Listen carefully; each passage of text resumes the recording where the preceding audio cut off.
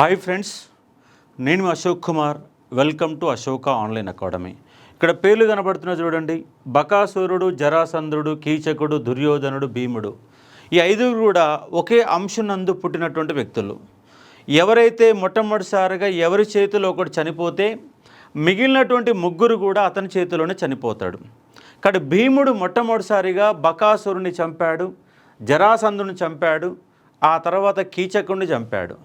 కీచకుణ్ణి విరాటరాజు కొలువులో చంపినప్పుడు పాండవులు అనేవాళ్ళు అజ్ఞాతవాసంలో ఉంటారు.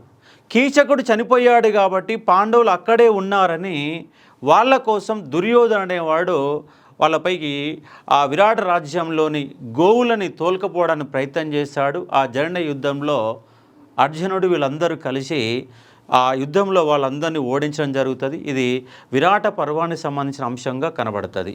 కాబట్టి ఇలాంటి ఎన్నో అంశాల కోసం చూడండి. ఇప్పుడు మనకి ఎండోమెంట్కి సంబంధించినటువంటి నోటిఫికేషన్ రాబోతుంది.